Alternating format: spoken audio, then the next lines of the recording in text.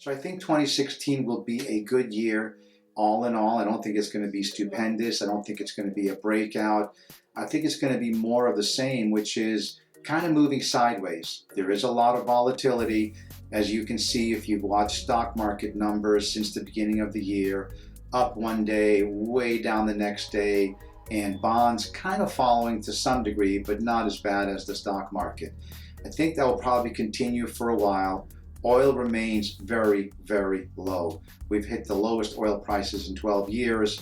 That will probably continue because countries are just starting to scale back their oil production. But remember, as we have said many times, the US has come back to be a major oil producer. It's not up there with Saudi Arabia, but there's a lot of production that's standing by.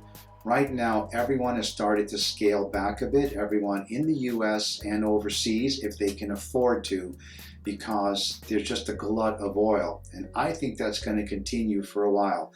A lot of people buying new cars, but new cars are way more fuel efficient than they ever were. Electric cars are coming into their own everywhere. Ride sharing, even in the developing world, we're going to see, I think, demand for oil stay kind of where it is right now. Back to China, they have a lot of ghost cities that they built that no one lives in. So they're going to have their day of reckoning where they try and deal with all that.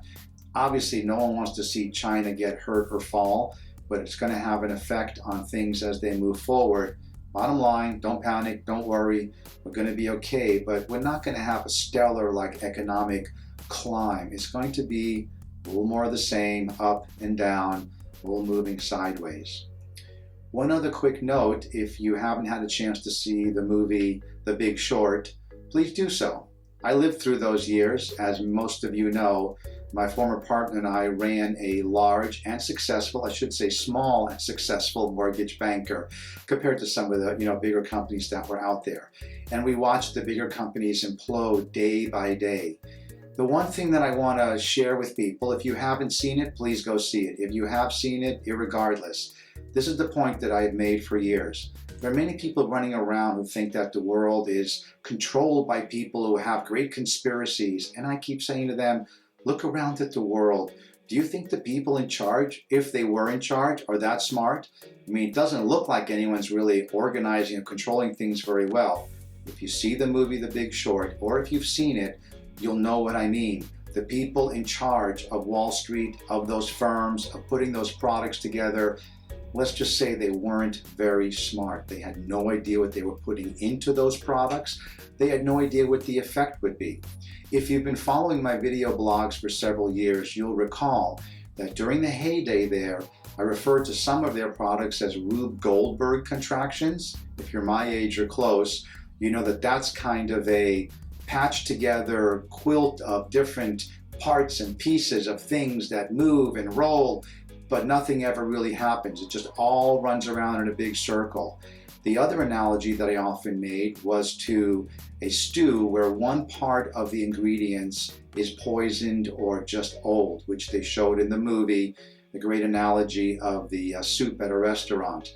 So we have some tainted products. We have people who didn't know what they were doing. They were certainly greedy, very, very, very greedy, and certainly very stupid, without realizing the effect that their products and the way they were putting them together were going to work.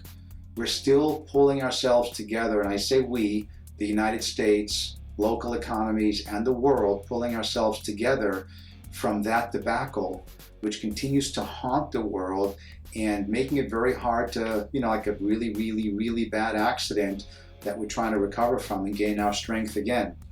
2016 is a step forward, but we're still carrying a lot of that legacy, and it'll be a few more years before the world can start to shed that, because if you look around, you'll see that there are elements that still believe that we're back in those days and we can operate that way, which is really old and outdated.